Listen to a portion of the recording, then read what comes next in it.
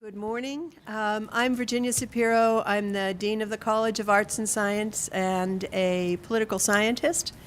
And I'm happy to welcome you to the first installation of BU's Road to the White House. A few of us were talking a couple of months ago, and all of the people you see in front of you are specialists in one way or another in the study of elections, public opinion, voting, political communication, journalism and politics, and we were thinking that this year might just end up interesting, though we weren't really sure.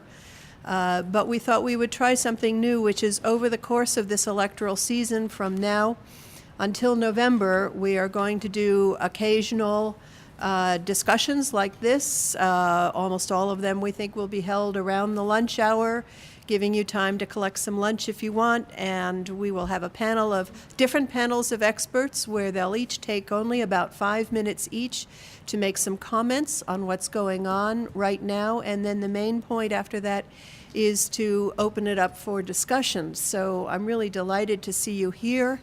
Hello also to all the ships at sea. This is being broadcast over the web at the moment, so I'm hoping we have some folks out there who are participating.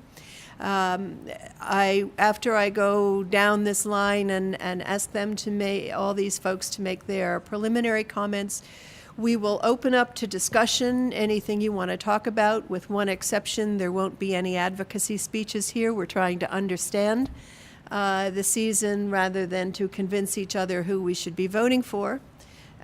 Please, those here in this room, when you want to ask questions, we have mics that will come to you because we're broadcasting this and because it will be available later. We want to make sure you use the microphones.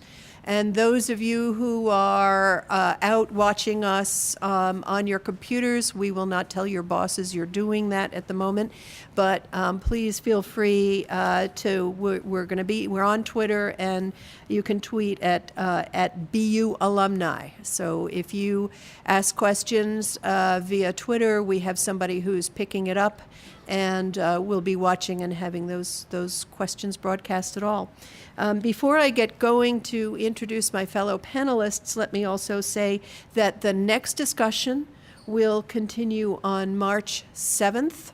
We've timed these so that there's a series of primaries in between, so we're sure we'll have some fresh meat to discuss. So March 7th, and the panelists at that point will be Bruce Schulman, who is a professor of history, Tammy Vihil, who is a professor in the School of Communication, and yours truly, and so we will carry on the conversation then. So why don't we get going? There's a lot of material around about my colleagues here. I'm not going to take much time to introduce them, but you will hear from, in order, they didn't know which order, but now they will.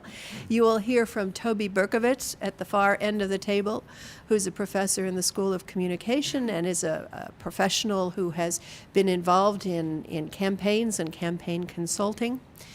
Then you'll hear from Dino Christenson, who is a professor in the Department of Political Science, who's a specialist in elections and campaigns and public opinion and the study of politics. Then a professor of political science and chair of the Political Science Department, Graham Wilson, who's a specialist in both British and American politics and has studied the presidency, American national government, and elections and campaigns. And finally, Tom Fiedler, who is a dean of the School of Communication, a former Pulitzer Prize winning, he is a Pulitzer Prize winning former editor of the Miami Herald, and is well known across the nation as an observer of politics. He's been a journalist in politics and a very astute commentator. So they'll each get about 5 minutes. Haven't told them what to talk about. Couldn't if I tried. Gentlemen, please. Okay, thank you very much. Those of you who are Herman Cain supporters, I was going to start by doing a 999 presentation, but that would have been 27 points. So instead, I think I'll do Toby's 111 and start it off that way. The first thing that I think is most interesting now has really been a trend that we've seen during many past election cycles, and I call it the Six Flags theory of politics, and that is just public opinion goes up, up and down and up and down so quickly.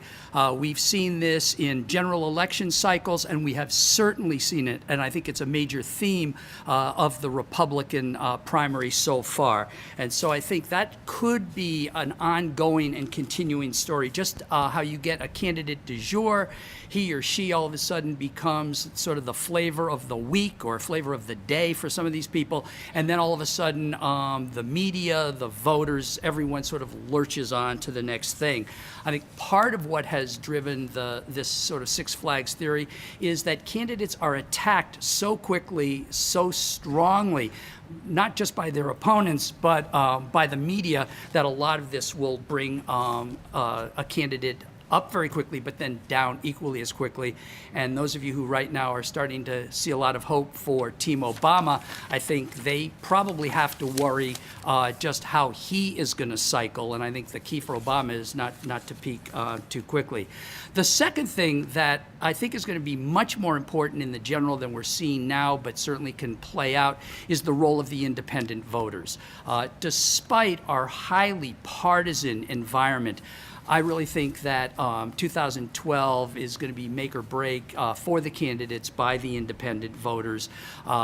They are the rising group as opposed to people signing up with the Democrats or with the Republicans. I mean, here in the bluest of blue states, Massachusetts, 50% of our voters are registered as unenrolled, which means they don't want to be identified as Republicans and Democrats. And I think this is really where the battle will be played, as opposed to what we call a base election, which is certainly what we saw in 2004 and 2006, where the core supporters are the real targets and is seen as most important.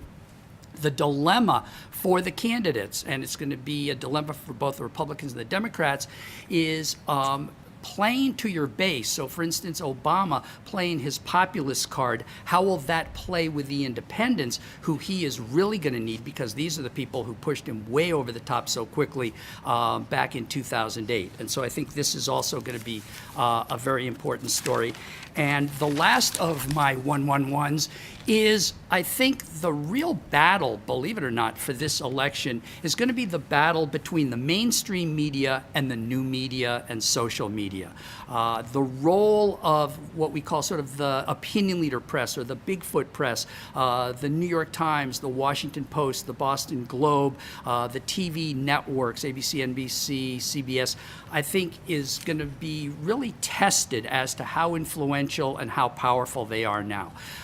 You see all the time Gallup surveys and Pew research that shows just how little the public trusts overall the media. And I think there's going to be a real battle here between sort of these mainstream sources and all the rising news sources, whether it's blogs or websites, and now the power of the social media. Twitter. Last night during the State of the Union address, I was telling Tom that I was on Twitter. Well, that thing was flying, just person after person. And what you get is this wide diversity of opinion. It's harder to sort of herd the cats that way. And I think that's also going to be something very interesting to watch. And so I guess I'll wrap up and turn it over to Dino. Thank you. For me, there's been, I guess I have kind of a 1-1-1 plan too. At least a few factors of the campaign that I thought are particularly interesting and should have long-term consequences for those of us who study electoral politics. The first of which is front-loading. So this trend to move various primaries and caucuses closer and closer to the beginning of the campaign season. And also condensing of the schedule. What we see is in this kind of large institutional change has quite a few effects for the candidates who are running, or may have quite a few effects for the candidates that are running. Certainly it has larger institutional effects, right? We saw in this year at least, several of the early states moved closer and closer to the new year, which resulted in them losing about half of their delegates to the nomination. But it also has effects for who's actually going to win the nomination, or at least it may have effects for who's going to win the nomination. At least the conventional wisdom is that by moving these primaries and caucuses earlier and earlier, it serves to benefit the front runners, the candidates who are already seen at the beginning of the previous year to be the leaders amongst party elites, or the favorites among party elites who have the greatest amount of endorsements from party elites, to have the best chances of winning, because they can take the resources they gain early on in the campaign and bring them through early victories in the states and eventually win. So on the kind of flip side of that coin is that the long shot candidates, the candidates who don't seem to have a great deal of elite support, have less chance of taking a surprising early victory in, say, Iowa and New Hampshire, and actually turning that into enough momentum to overcome the front-runner status of a lot of these candidates. The second kind of part of the 2012 election that's piqued my interest is changes in fundraising, or I should say changes in financing and spending of campaigns. So with the Citizens United decision and allowing for super PACs or corporations and unions to be able to spend unlimited amounts of money on candidates, really changes the game for a lot of candidates. Kind of similarly, it allows candidates who don't have a great deal of popular appeal but may have a great deal of appeal among one or two or a few wealthy donors, such might be the case with Gingrich and Adelson, to turn a small amount of interest and a small amount of elite and powerful interest into very powerful messaging over the airwaves, might even result in changes in electoral support for those candidates. And both of those factors really turn my attention back to the earliest stages of the campaign. So a year ago, a lot of candidates were deciding whether or not to run in this campaign. And they were out there shaking hands with party elites in the period we call in political science the invisible primary or the money primary. That period at which candidates are flirting with a run and leading up until the first caucuses and primaries in the new year, in which candidates are trying to get elite endorsements and trying to raise as much money as possible to support a potential campaign.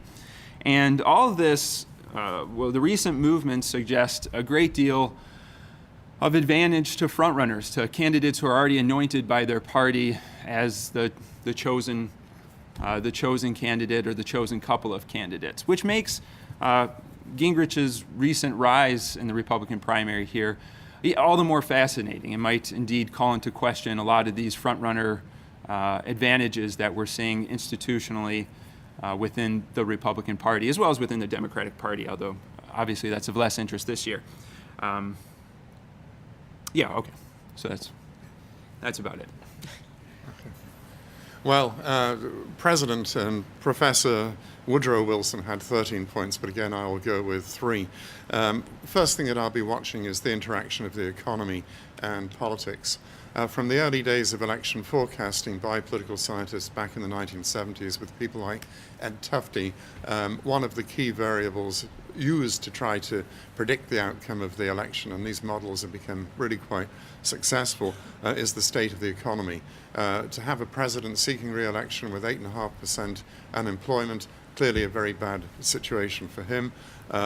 The other variable that is often thrown into these forecasting models is evaluation of the performance of the president. Again, not good news for the incumbent. In the recent New York Times poll, 49% of respondents disapproved of the job that President Obama was doing. The results on his performance in terms of managing the economy were even worse. So you could look at the state of the economy and the evaluation of the incumbent president and say this is really bad news, until, of course, my second point, you shift over to the Republican Party. And, there are times when I think that as a political scientist I should really recognize the limitations of my discipline. We can't answer all questions and convey all situations as well as some other people can. And quite frankly, when I've looked at the Republican primaries, I've thought that it's Gore Vidal, not a political scientist, who should be commenting on some of the campaigns. And the sheer implausibility of various people who put themselves forward as champions of virtue and decency in the South Carolina election, and the contrast between their personal lives and their public presentation was so great that I thought only Gore Vidal could really do justice to this. But the more substantive part about the Republicans that interests me is that I think there is a tendency probably for both political parties after a disappointing loss of the presidency, to lurch a bit to the left for the Democrats and to the right for the Republicans. This has been most clearly illustrated, of course, in the Goldwater phenomenon in 1964, but I think you could argue that the Republican right has had an impact in elections after they've lost in contests after they've lost the presidency greater than you might expect, with very strong runnings in 1976, for example. So I think that the dynamic in the Republican Party is very interesting. The inability of Romney, who on the face of it is a experienced governor, a proven ability to win in a Democratic dominated state, looked like the classic sort of candidate you should have. His continued failure to close the deal, I think, has to be seen against this background of the tendency for the Republican Party to lurch to the right after it's lost the presidency. And one of the recurring questions for the campaign will be what the long-term impact of the Republican right is. I think we've tended, partly because, with deference to my colleagues, the media always needs a good story, to overestimate the Tea Party in the sense of what is new about it. All the studies I've seen of the Tea Party say that these are older, white, self-identifying conservatives. And this is news. But what is news is, of course, the energy that they've brought and how that energy will either support the Republican Party or, working through this primary process, create significant problems for the Republican Party in terms of creating a legacy for the future campaign. And Mitt Romney, who has had that ability to appeal to independents and to win in a Democratic dominated state, as we all know, has changed his opinions on a number of very hot button issues in a direction that I don't think will sell to the public in general. For example, some of the positions that he's started to take on questions like abortion or gay marriage, compared with his past perspectives. And then the third thing, which Dino has already mentioned, and that is what is going to be the impact of Citizens United. We've, to put it more neutrally or as neutrally as I possibly can, Citizens United has facilitated the rapid movement of large amounts of money into election campaigns. Some of the organizations involved are supposedly interest groups, are often referred to as interest groups. They're really obviously shell organizations, very closely linked, if not legally linked, to the candidates. And as Dino has mentioned, they allow for very rapid movement of large amounts of money in to finance what has yet again been proven to be effective, which is negative campaigning. As many people have argued in studies in the past, the public claims to hate negative advertising, but it sure seems to work. And I think a lot of the money that we're seeing coming in very quickly will go primarily on that negative campaigning. Thank you. So I get to go fourth here to the cleanup. Mo Udall was a candidate for president in 1976, and he found himself in situations where he would be on these debate panels, and when he was the final one to go, he said, everything that could possibly be said has been said. It's just I haven't had the chance to say it yet. So here I am. I'm going to have to pick over what has been done. Let me make a couple of points, and picking up on something that Professor Wilson pointed out. This, you'd think, looking at the equation that President Obama faces for re-election, that he just should give up now and go away, because the unemployment rate, the disapproval rate, for 49% disapprove of the way he's handling the presidency, and even a higher percentage are unhappy with the economy. There's that, I think, one of the most important gauges in polling is what's called the right track, wrong track, and rarely does any candidate prevail in a re-election where the majority of voters say they feel that the country or the state or whatever the locale is on the wrong track. So he has all of that going against him. But we also know, as you mentioned, that the old saying in politics is you can't beat somebody with nobody. ultimately, this is going to be a race between President Obama and somebody, and the somebody is most likely going to come out of the Republican side, the Republican primary field. And I think that's what's really important to think about. This election, since we have obviously an incumbent is going forward, is generally these are considered referendum elections, in the sense that if the incumbent is doing well, then voters will essentially just say, okay, it's a referendum. Do I want this person to go forward? And it's a huge advantage to be in that situation for this reason, that the first decision that the electorate is going to have to make is, do we want to fire Barack Obama? That's it's not so much, all the rest is right now is just noise. The first decision that the American electorate is going to make is, do we want to fire Barack Obama? If that threshold is reached, if 50% plus one say, yes, we want to fire Barack Obama, then they've got to go back and say, well, okay, decision number 2 is, who do I want to replace President Obama? And then you look, and there's Romney, and there's Gingrich, and there's Santorum, and there's Ron Paul, and you look at them and say, well, okay, if I fire Obama, I've got to pick one of these guys, and do I want to do that? Are they going to be better than Obama? But number one, I've got to decide who among them is going to be the best, and that causes, at least on the Republican side, a lot of consternation. And finally, everybody then gets to weigh in on the one that the Republicans picked. Is that going to be the one that we really want to replace Barack Obama with? Does the 50% plus one or more who say they want to fire him really prefer this person more?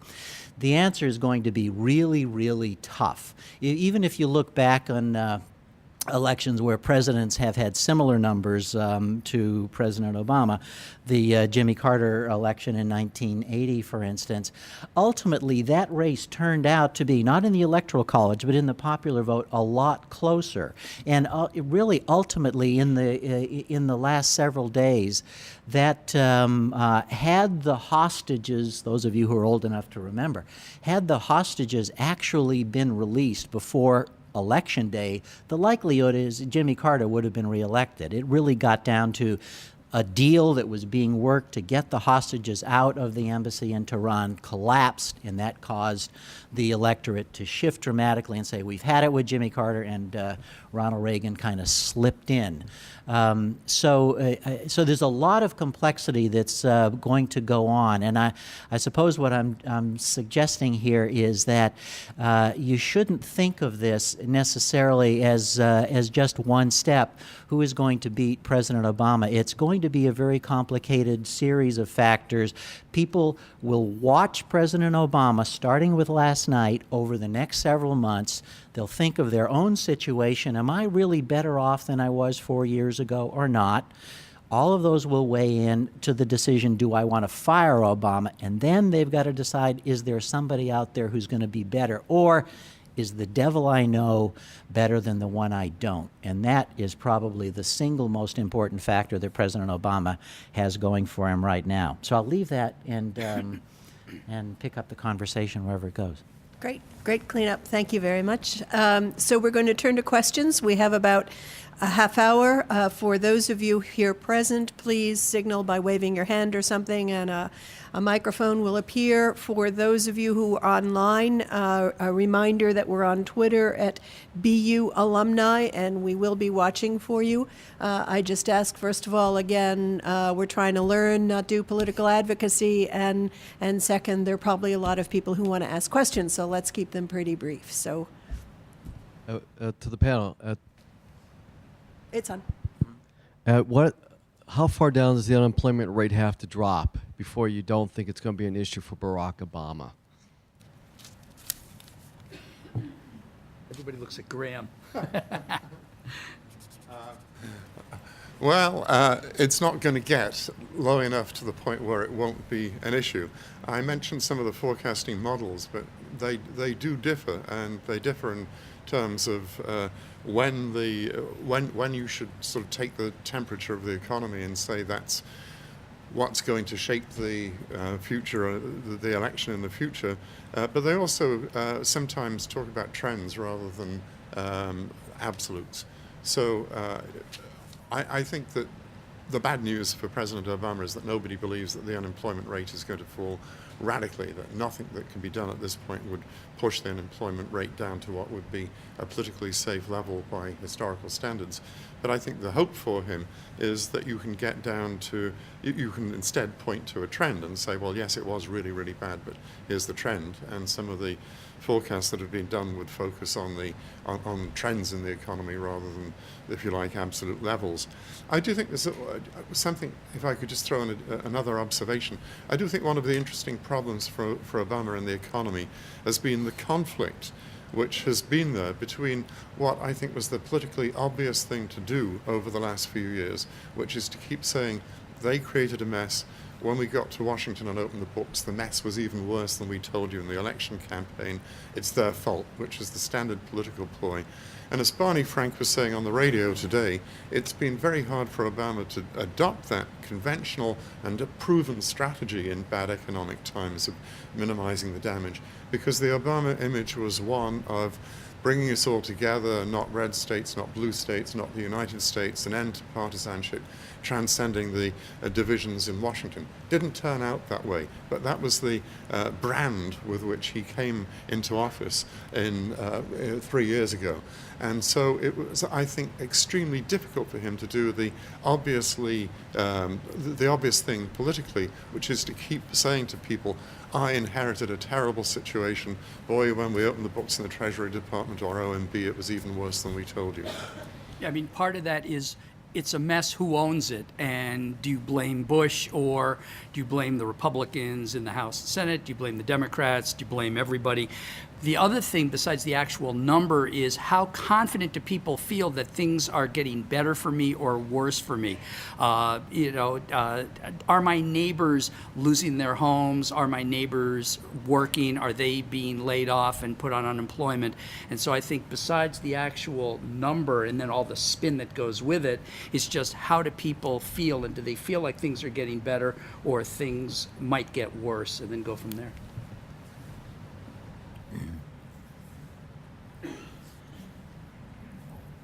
You talked about independence. Has any research been done on?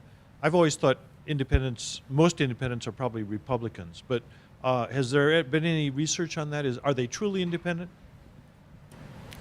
Dino. You want to go first? Oh, Dino. First? My feeling is that most independents are either closet Republicans or closet Democrats who just don't want to be seen as a Democrat or seen as a Republican. Look at Massachusetts. If you started to push the people who, the 50% who say they're unenrolled, my guess is that the majority would be a reflection of the population in Massachusetts, which is more Democratic than Republican. And so I think it's just people who sort of hold their nose at the parties. They get discouraged with particular politicians, but I'm not sure if there's particular research that. Yeah, I mean, empirically, that's probably right. If we look at people's past voting histories, you'll find a lot of people who are declaring themselves as independent who in the last 10, 12 elections only voted for one party or the other. That isn't to say that they can't still identify as an independent, but that suggests that the word independent means something different to them than it does to us who are studying it. So Can't help getting in here. There's a certain group of independents, though, who are swing with the wind. And especially some of the independents are people, if you look back and look at their behavior, as they're saying, they're pretty consistent. But there are a lot of people who are independent, frankly, because they're not really very plugged in. There's the American story that we're independent, we vote the person, and we're really aware. Most of the research shows that a high percentage of independents are not aware, they're not plugged in, they don't pay any attention, and that's why they're independent, which means that if they get roused in a particular election year, and we are probably seeing that now where, I'm mad as hell and I'm going to do something about it. They swing with the wind. They tend to go with where the majority is in their region or in politics in general. From my understanding, Gina's absolutely right. Most independents are just clueless politically. And there are a few who just subscribe to that idea that nobody tells me what to do, so I'm going to be an independent. I vote the person, not the party.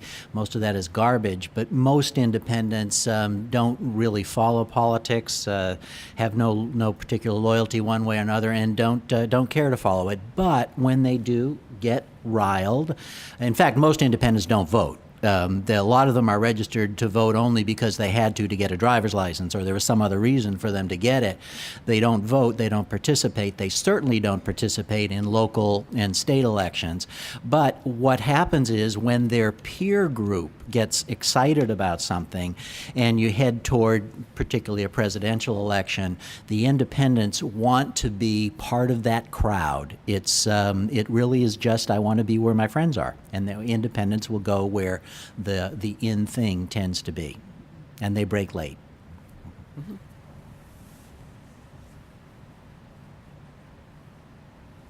What are the chances that the Republican candidate will not come from the primary pool? And what would have to happen for that to come to pass? I'd say about 48.2% at this point. The only hope for that is for the media just to keep shaking the cage, because this story's starting to get a little boring now, and we need a new narrative. So I mean, the press would be delighted, and they always keep trying to throw everyone. You had Daniels last night, and so everybody is like, well, what about Daniels? What about Christie? On and on and on. But probably this cake is baked, but a lot of people are sort of always hoping. And then there's always Donald Trump. We still have time for him. So. And Sarah. Toby's reaction is always what you hear, and I come out of journalism, so I always hope that there is a great September story.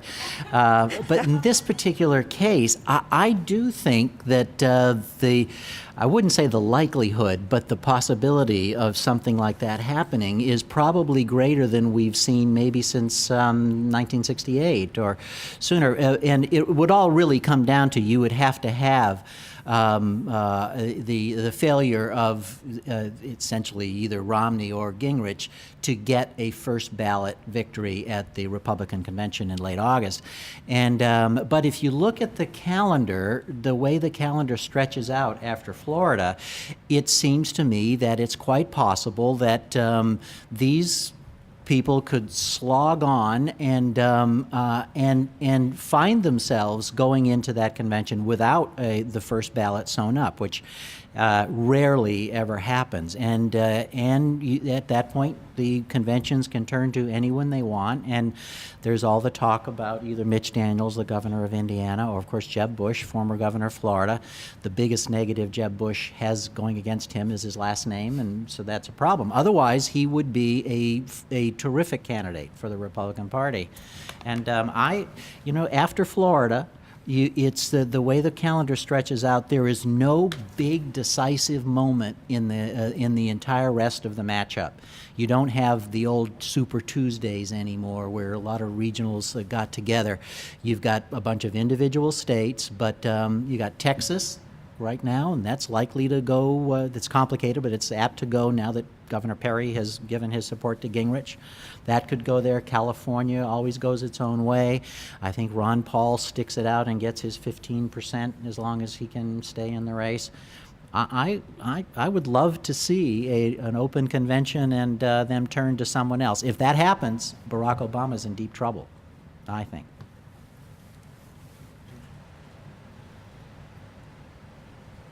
What lesson, if any, should BU journalism students take from the way the media has found itself right in the middle of the story it's covering?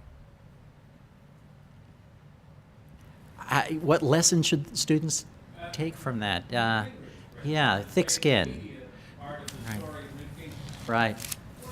The John King. Yeah, grow thick skin, I think is a part of, this is primarily a function, I believe, of the Republican primary. Republican voters, particularly primary voters, who tend to be the most conservative of that party, they hate the media, and they love to hate the media. So any opportunity they can to make the media the devil that they run against is something they leap at, and it's just a reality. I think I never take it personally, and I didn't when I was a journalist, because I just knew that it was part of the dynamic. And it's a good question. I don't know that we address it directly, but if you're going to be a journalist, you better get used to the old kill the messenger, and a lot of arrows going to come your way. Since Tom's just a journalist, so we won't listen to him, does anybody else want to say anything? I'm just an advertising professor, and no one ever listens to me. I'd like to say something. No, You go first, Graham. Well, That's fine. I just want to build on what Tom said, get tougher. And I will be honest with you, going back to comparisons with where I come from, I think American journalists have pulled their punches. And I think that the mistake was not to follow up with Newt Gingrich and to say, Speaker, if we're going to use that honorific. The reason I'm asking this question is that it goes to a question of character, that you sat there in the Speaker's chair for an impeachment while you were doing this, and the American people want to know what that says about your character. And I think that and this is going to sound very nationalistic, I think that British television journalists would have been tougher. The extreme case was a guy called Jeremy Paxman, who on one occasion interviewing a British government minister repeated the question 17 times because the politician kept evading an answer to the question. And I don't see any American journalist who really is prepared to take on the politician in that sense and insist on an answer to a legitimate question. And I hope that what we will see is American journalists get tougher. And it's not like Newt Gingrich invented the concept of beating up on the press for a politician. I mean, you go back to Nixon, you go back to Johnson, everybody who's been president. Hell, even Obama complains about the coverage that he gets. And Graham's absolutely right. You watch the press question Barack Obama, and it's like one softball after another. But we also don't have question time like you do in Parliament, which sort of toughens the debating skills of the politicians. I can't help but say, going back to the days of Tony Blair, that one of his great comments after Labour had won a landslide and somebody said, "Is this bad for British politics?" He said, "Who needs an opposition when you've got the BBC?"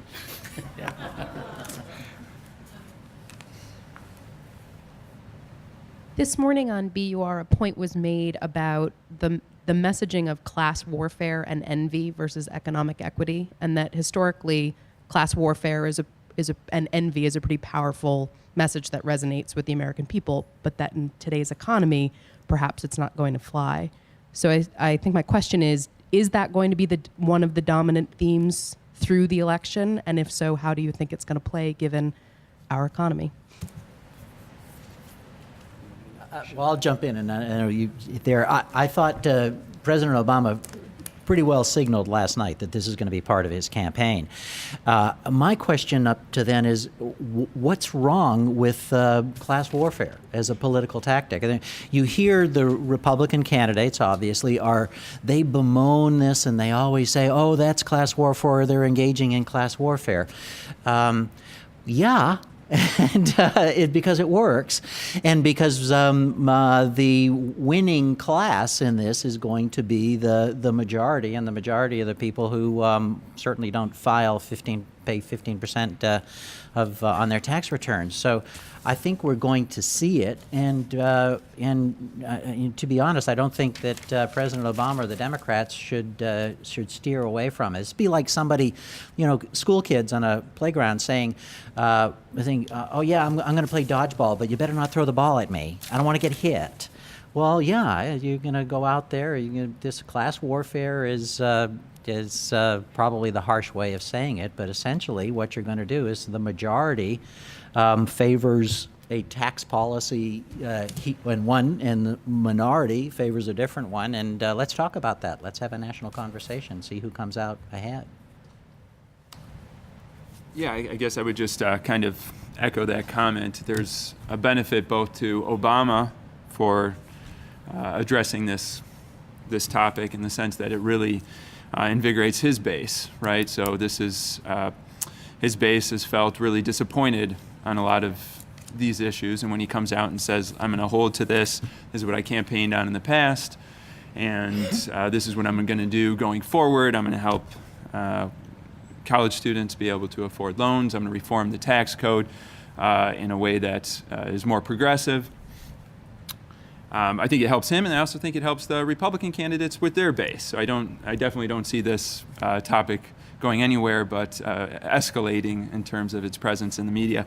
The real question, and why I think, I shouldn't say the real question, but what I really find interesting about this and in this context of the primaries is that these candidates will be held to some extent for what positions they take at this time. So if any one of these candidates, the Republican candidates, end up in office and they're making pretty strong comments about changing the tax code, making it more regressive, or keeping the Bush tax cuts or something like that despite increasing deficit, they will be held to account for that, as will Obama, ostensibly, in this election.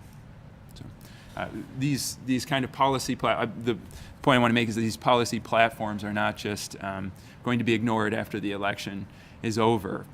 Candidates do try to enact these, and sometimes taking strong positions on this can have pretty negative ramifications for them once they're in office, right? Romney's flip-flopping now is making a lot of people question what will be the policies that would come out of a Romney administration.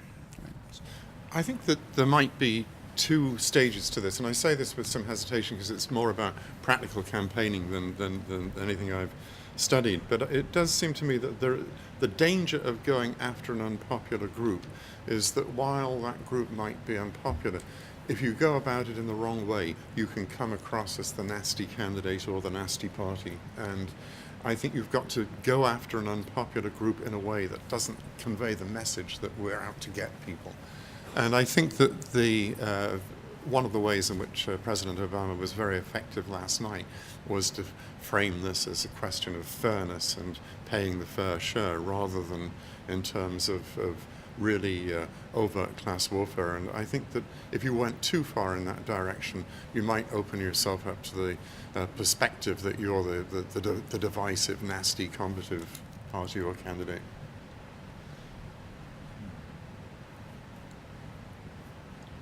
One factor that you haven't addressed yet is what will be the influence in this election of the disapproval of the Congress. And, we've seen that at least they've been consistent. They said they're out to make him a one-term president. They've done everything they can to do that, filibustering, not passing treaties, not filling vacancies, and so on. So what will be the influence of the disapproval ratings of Congress? It's interesting because usually polling will show that people don't like the Congress, but they like their own congressperson.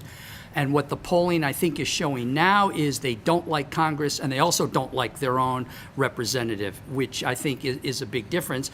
But you have the Democrats running one house, the Republicans running another, but the Republicans didn't run the House for a while. So I think it's going to be a mix, but it's just an easy thing to run against unless you're an incumbent, and the incumbents are representatives from both parties. Well, I think the historic analog is 1948 with Harry Truman, where he ran against what he called the do-nothing Congress, and that it seems to me to set up what President Obama is going to do here. He laid down a number of issues last night, essentially just pushed them. You could have seen him turn across and put these on John Boehner's lap and said, send me a bill for this, for infrastructure development, send me a bill for taxes, several of them. And I think, in effect, what he was doing was setting up exactly what Harry Truman had done. He'll be able to come back in August and September and say, I asked them to do this would have created X million jobs, and they did nothing. And he'll just run through that litany, and it'll be the do-nothing Congress, and if Congress's numbers remain down there in the same level with a lot of diseases, then I think he's got himself a pretty good campaign narrative. Some diseases are more popular. Exactly, yeah.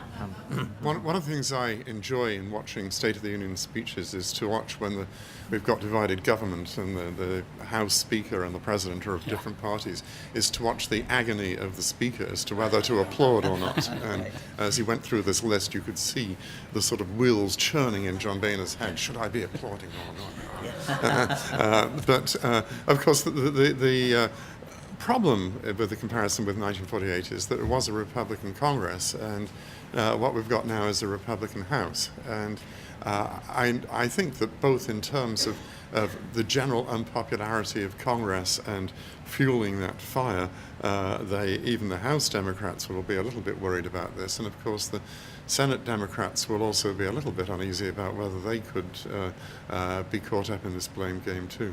Going to what Graham said, a lot of people just thought Boehner was sitting there thinking, God, I need a cigarette. I want to cry.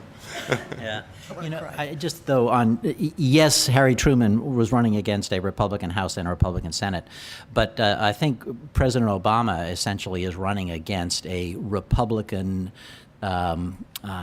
obstructed Senate, and he raised that issue last night when he put down as one of the markers rule. Filibuster rule. Get anything done unless you've got 61 votes, and of course the Democrats don't have that. So effectively, the Republicans, by playing defense, are also controlling the Senate, and that, again, I think strengthens that parallel with Truman. I agree.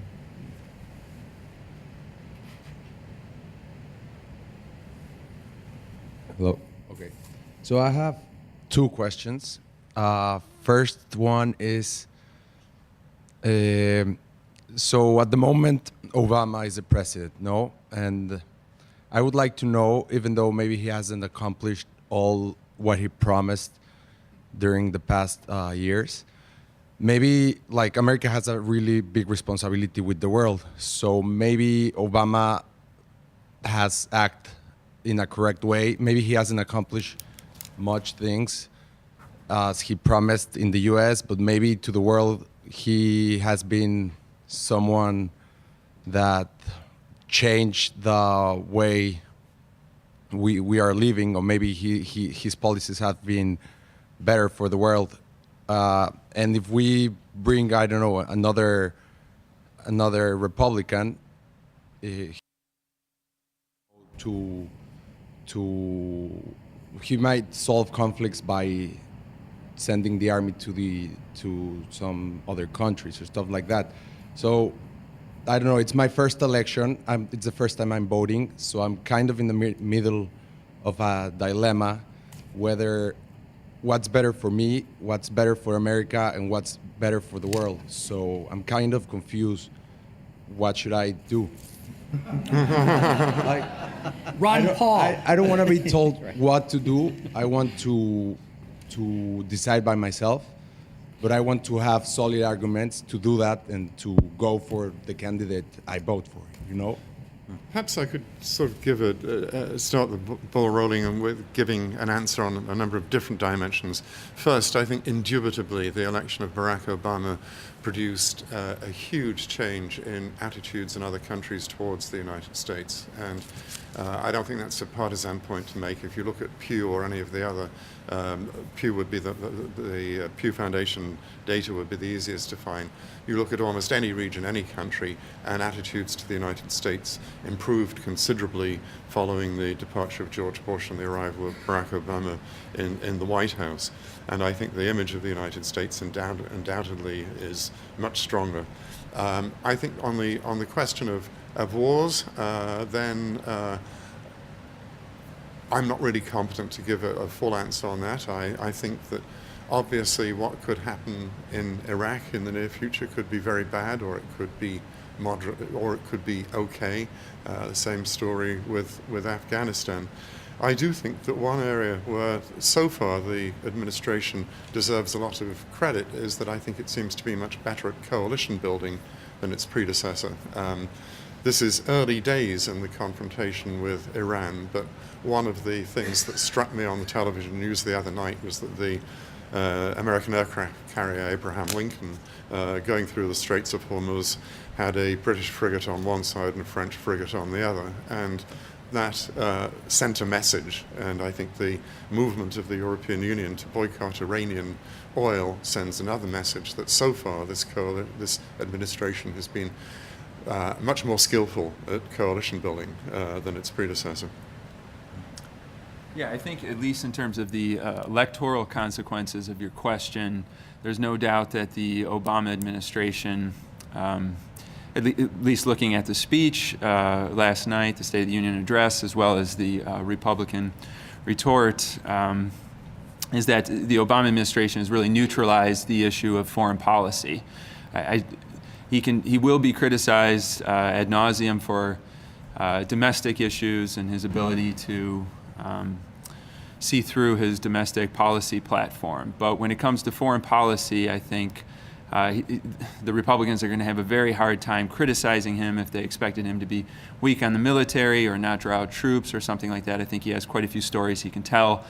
You saw in Governor Mitch Daniels' retort last night that essentially he said, you know, this is a good man and he's done a great job on foreign policy and I'm not going to criticize him there. And then he kind of went into domestic policy and taxation issues like that.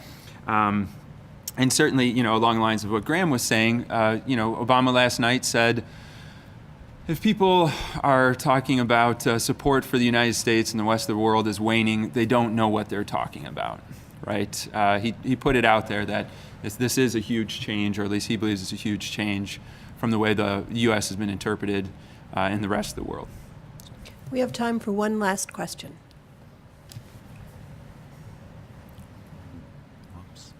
Do you think the outsized influence of corporations and wealthy individuals in the wake of the Citizens United ruling, along with the increasingly concentrated and cartoonish nature of our mainstream media, are eroding the very values of democracy in this country?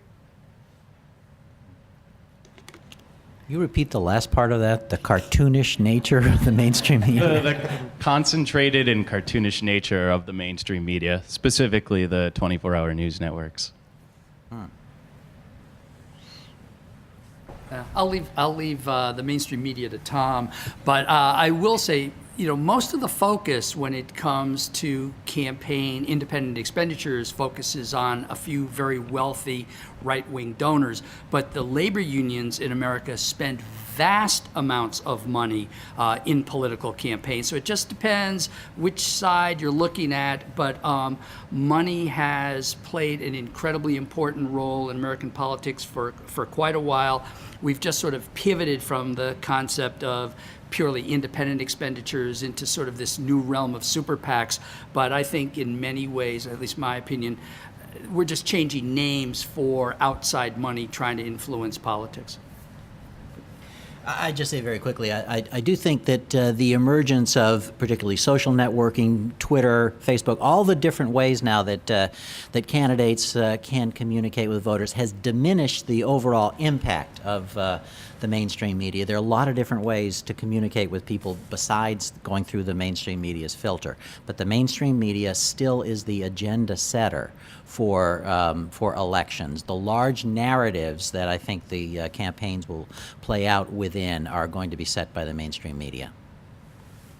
Thank you, everybody. This, I think, is a really wonderful cooperative effort of the School of Communication, the College of Arts and Sciences, and the BU Alumni Association. This is really a first, and it's our design here was really to cooperate, to bring together the entire BU community, welcoming faculty, students, staff, and alumni here, and also out through the web. So thank you for participating in this.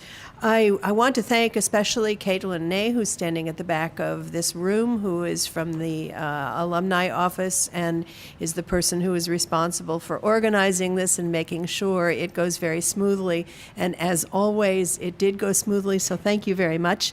Let me remind you again, this is only one of a series, and we intend to do the same thing, mix it up, have different people up here, very brief statements, and then participate with the folks who are here. So please join us again. We'll always have it so there's time to pick up lunch. And those of you who might be out on the web either now or later, please feel free to join us always in real time or later. The next discussion will be March 7th, as I said, and the panelists then will be Bruce Schulman from History, Tammy Vihil from Communication, and me. And we worried at first when we put this together that maybe it wasn't such a good idea because it might be all over by now and there wouldn't be anything interesting to talk about, and we didn't even touch hair. So thank you very much.